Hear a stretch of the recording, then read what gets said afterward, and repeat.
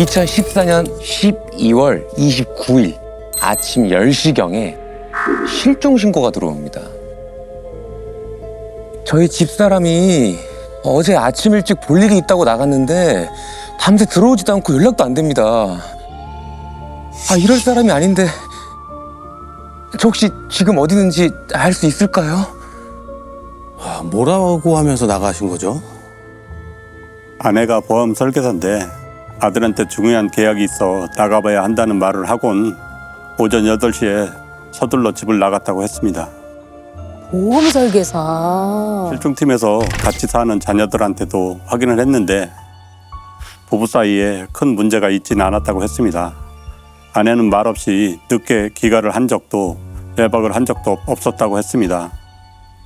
그래서 가족 모두가 밤새 뜬 눈으로 걱정을 하다가 아침 출근 시간에 맞춰 회사에 전화하기까지 해봤는데 회사에도 오질 않았다는 얘기를 듣고 놀라서 신고를 한 상황이었습니다. 그래서 신고할 때 그럴 사람이 아니라고 했구나. 그러니까요. 외박, 결근 뭐 이런 거는 절대 없었던 분 같아요. 아니 근데 가족들 전화는 받잖아요, 되게. 그러니까요. 아니면 혹시 전화기가 꺼져 있었나요? 네, 28일 저녁 6시부터 이미 꺼져 있는 상태였습니다. 기지국 위치를 확인해 봤더니 일산에 있는 고양 고속버스 터미널 인근으로 잡혔고요. 그러니까 일산에 갔던 건 맞는 거였어요?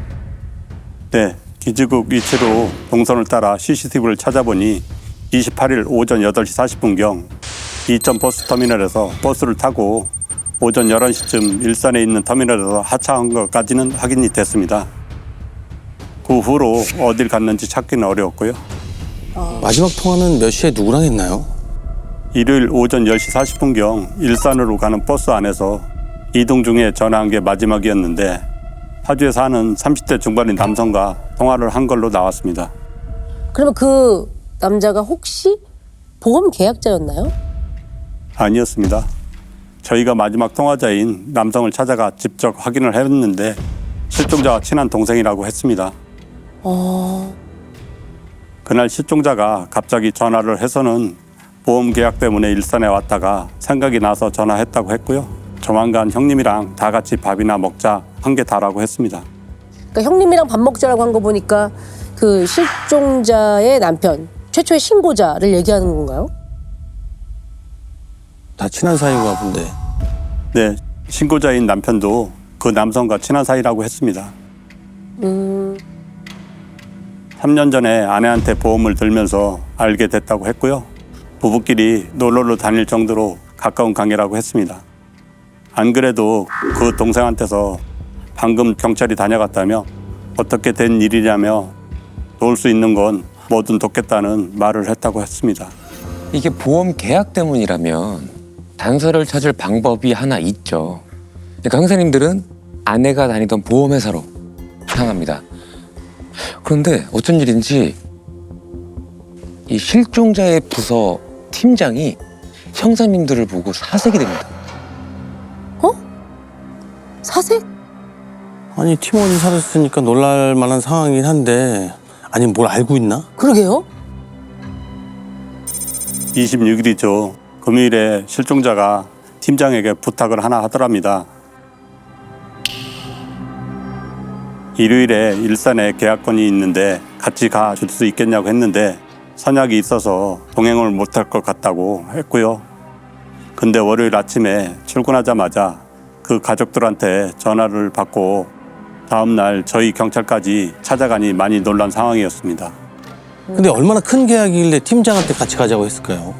그러게요. 혹시 뭐라고 하면서 같이 가달라고 했다던가요? 팀장도 자세한 사항은 물어보지 못했다고 했습니다. 다만 실종자가 계약할 보험이 2건인데 계약자의 인적사항을 다 받지 못한 상황이라고 해서 계약할 때 주의해야 할 몇 가지를 알려줬다고 했습니다. 퇴근할 때 실종자가 관련 서류를 챙겨갔다고 했고요. 실종자의 컴퓨터를 확인해 봤더니 일요일에 계약하기로 한 서류가 저장되어 있었습니다. 계약자가 누군지 확인은 됐나요? 이름도 주소도 연락처도 없었고요. 주민등록 앞번호 2자리와 뒷번호 첫 번째 자리만 적혀서 있어서 39세 여성이라는 것 외에는 알 수가 없었습니다. 어머. 그러니까 연도하고 성별 나타내는 주민등록번호 그거만 있었다는 거죠? 아니면 계약자가 직접 신청한 게 아닌가? 누구 소개로 계약하기로 해서 나이 정도만 받은 걸 수도 있잖아요. 그럴 수도 있죠. 소개시켜준 사람이 기본 정보만 주고 셋이 같이 만나기로 했던 건가요? 근데 계약 당일 마지막 통화는 친한 동생 그냥. 그 파주에 사는? 파주에 사는 동생, 친한 동생 뿐이잖아요. 네.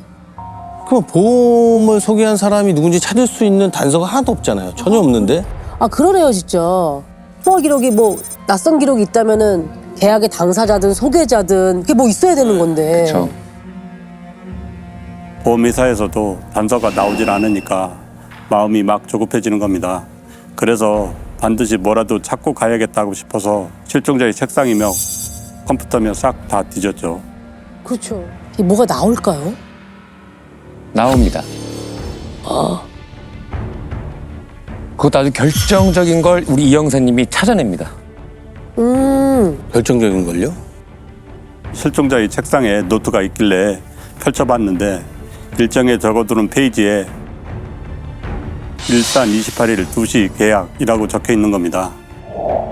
고양 버스터미널에 내린 게 11시라고 했으니까 그럼 일산에 굉장히 일찍 도착한 거잖아요. 약속 시간 3시간 전에 나간 거네요? 아니 중간에 다른 볼일이 있었을 수도 있는 거 아닌가요? 있었던 것 같습니다. 아 그래요? 뭘 보고 그렇게 아신 거예요? 그 옆에 누군가의 이름과 함께 소개라고 적혀 있었는데요. 놀랍게도 제가 이미 만났던 사람의 이름이 떡하니 써 있었습니다. 확실한 건 형사님한테도 거짓말을 하긴 한 거잖아요. 이 중에 있어요? 그 누구예요? 마지막 통화자였습니다.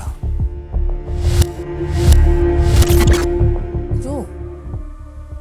일단 이렇게 되면 다들 짐작하는 것처럼 보험 계약을 미끼로 실종자를 일산으로 불러들였을 가능성이 높아집니다. 이제 신고 첫날 실종자의 생사를 확인하는 것이 가장 우선시 되어야 되는 수사잖아요. 네. 그러다 보니까 알리바이가 확실히 밝혀질 때까지는 이 사람의 말만 믿고 수사를 전개하지는 않았을 것으로 추정이 됩니다. 일단은. 실종자가 28일 일산행 버스에서 마지막 통화를 한 후에 어디로 간 건지 그 다음 행적을 이어서 추적하기 위해서는 이 마지막 통화 내용이 무엇인지 과연 그 친한 동생이 말한 게 또 어디까지가 사실인지를 반드시 확인을 해야 되는 상황이었습니다. 그래서 수사팀은 그의 알리바이를 촘촘하게 확인을 합니다. 그 남자가 주장하는 알리바이 그거는 뭐였어요? 실종자와 관련된 그날의 상황은 오전에 받은 전화 한 통이 전부라고 했습니다. 아내와 같이 하루 종일 집에만 있었다고 했는데 아내도 똑같이 진술을 했고요. 중요한 건 뭐냐면 실종자 남편한테까지 지금 전화를 해가지고 전혀 다른 얘기를 이어나가잖아요. 그쵸.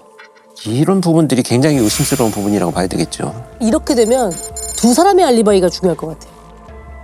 그 두 사람의 알리바이는 확인이 된다요? 휴대전화 기지국 위치를 확인해 봤는데 집 인근으로 잡혔고요. 움직임도 전혀 없이 종일 한 곳에 머물러 있던 걸로 확인됐습니다. 아내도 마찬가지였고요. 근데 뭐 전화기야 두고 움직였을 수도 있잖아요. 그러니까요.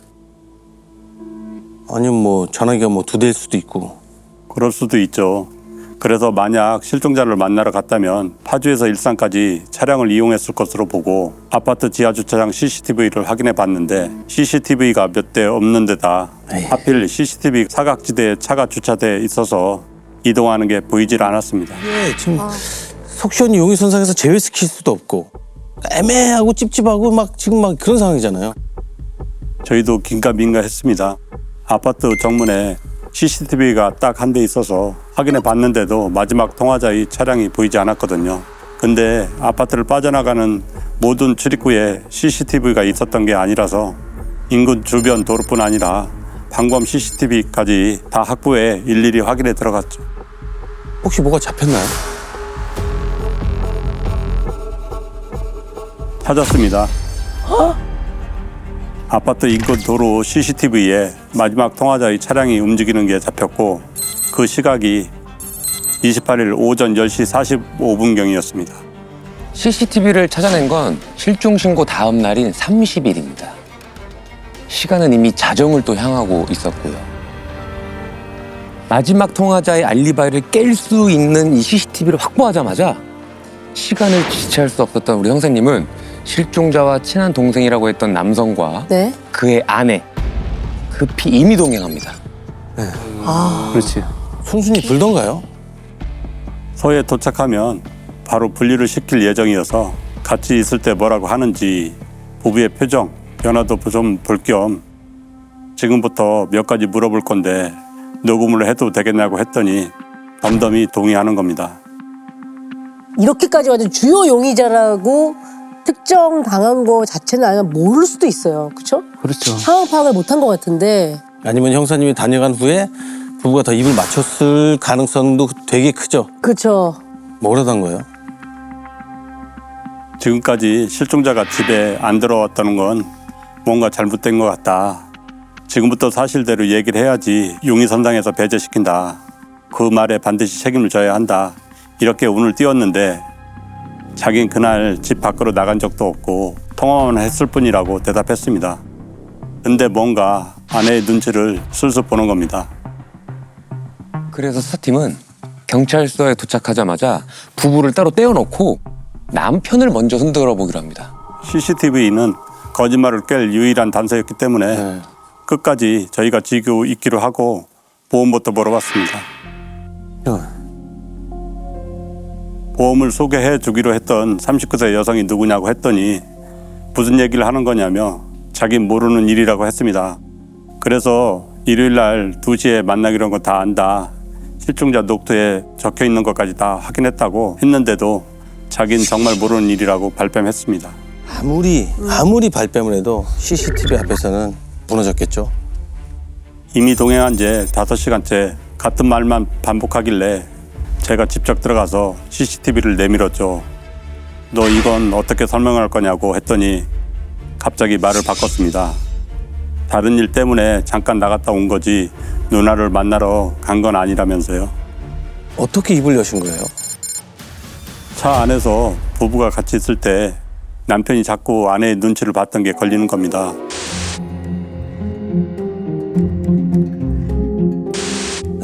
그래서 사건이 더 커지면 좋을 게 없다.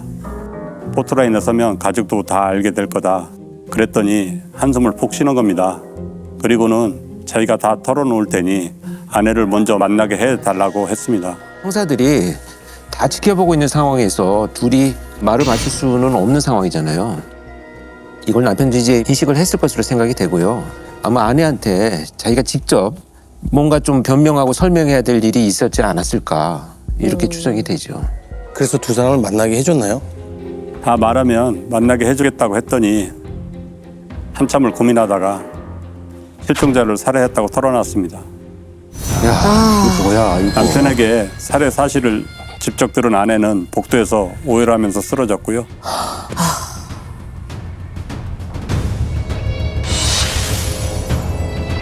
피해자분은 바로 찾았나요?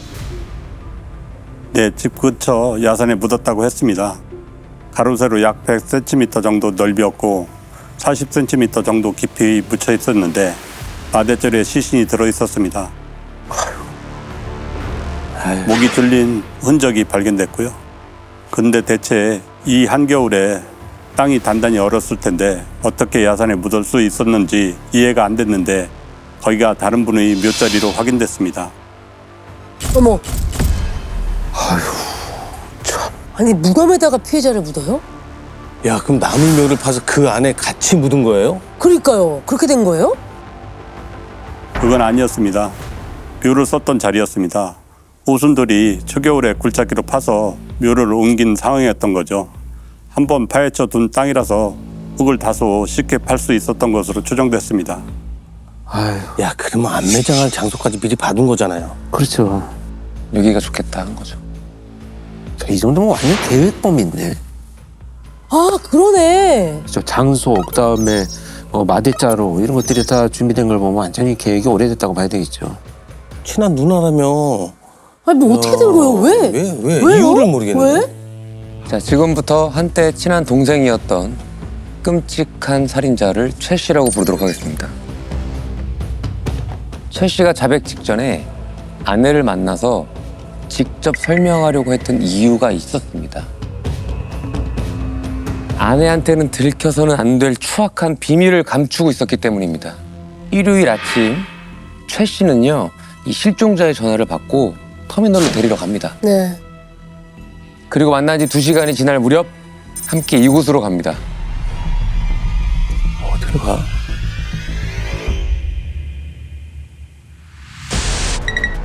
사건 당일 혹시- 오후 1시 21분경이네요. 최 씨하고 피해자 어디에 들어가는 거예요 이게? 밥 먹으러 가나? 피해자가 엎어서 나오네요? 뭐야?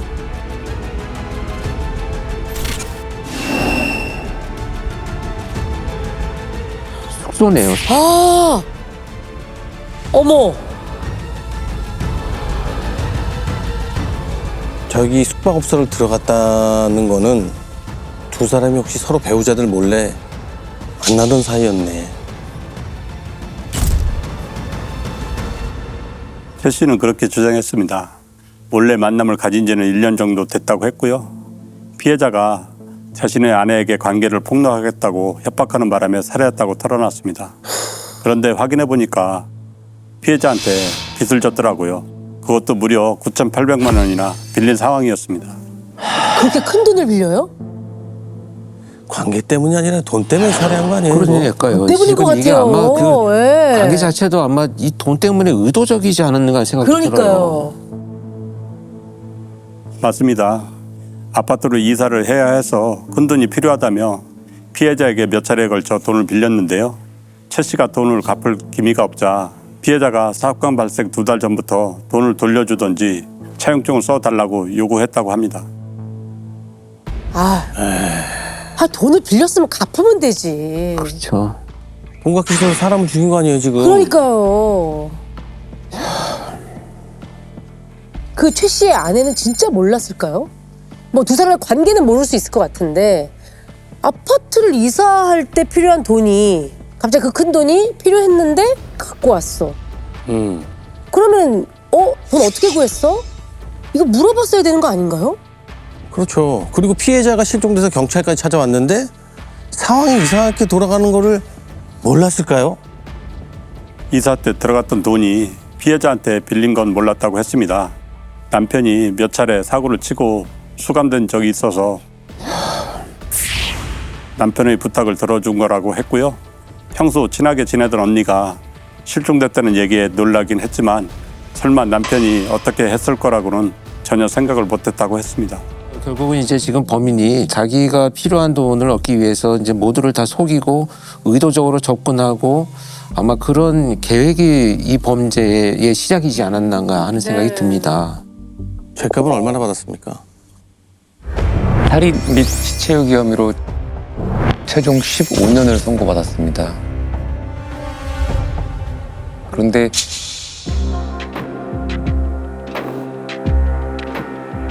형이 너무 무겁다면서 항소를 또 했습니다. 15년이 무겁다고 항소를 했어요?